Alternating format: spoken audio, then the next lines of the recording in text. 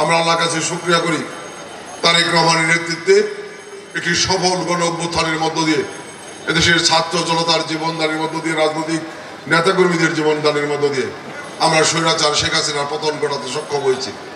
আজকে স্বৈরাচার মুক্ত বাংলাদেশ পেয়েছি, কিন্তু এই বাংলাদেশ পাওয়ার জন্য আমাদেরকে অনেক ত্যাগ স্বীকার করতে হয়েছে।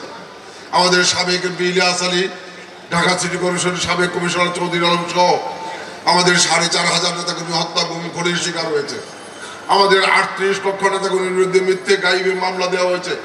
হাজার হাজার নেতাকর্মী দীর্ঘদিন হাজত বাস করেছে। তারপরেও আমরা গর্ব করি আমরা সেই দলটি করি যে এই দলটি এত জুলুম নির্যাতনের পরেও গত 17 বছর গণতন্ত্র মুক্তির সংগ্রামে এই স্বৈরাচার শেখ হাসিনার পতনের আন্দোলনে অবিচল সংগ্রাম চালিয়েছে। প্রিয় ভাই আমার, আজকে সেই স্বৈরাচার মুক্ত বাংলাদেশ আমরা পেয়েছি, কিন্তু আমরা সংগ্রাম করেছি মানুষের ভোটের অধিকার প্রতিষ্ঠার মধ্য দিয়ে এই রাষ্ট্রের মালিকানা স্বৈরাচারের হাত থেকে কেড়ে নিয়ে বাংলাদেশের মানুষের কাছে বুঝিয়ে দেওয়ার জন্য।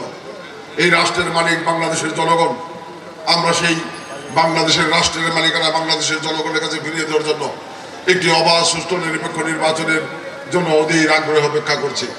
ইতিমধ্যে মাননীয় প্রধান উপদেষ্টা নির্বাচনের রুটম্যাপ ঘোষণা করেছেন। আগামী ফেব্রুয়ারি 2026 বাংলাদেশের জাতীয় নির্বাচন অনুষ্ঠিত হবে। দুর্ভাগ্যজনকভাবে লক্ষ্য করছে নির্বাচনকে বানচাল করার জন্য, এই নির্বাচনকে নস্যাৎ করার জন্য কথিত স্বৈরাচারের প্রধান শেখ হাসিনা ভারত বসে তার দোসররা বাংলাদেশে নানা ষড়যন্ত্র করছে নির্বাচনকে বানচাল করার জন্য। এমনি একটি অবস্থায় আমরা যারা গত 17 বছর সংগ্রাম করেছি, আমরা যারা জীবন দিয়েছি, আমরা যারা মার খেয়েছি, মামলা খেয়েছি, জেল কেটেছি, গণতন্ত্র মুক্তির সংগ্রাম অবিচল চালিয়েছি, আমাদেরকে এই আগামী দিনে এই বাংলাদেশের একটা অবাধ সুষ্ঠু নিরপেক্ষ নির্বাচন মধ্য দিয়ে এই জনগণের রাষ্ট্রের মালিকানা জনগণের কাছে ফিরিয়ে দেওয়ার জন্য ঐক্যবদ্ধ হওয়া ছাড়া আমাদের সামনে বিকল্প কোনো পথ খোলা নাই।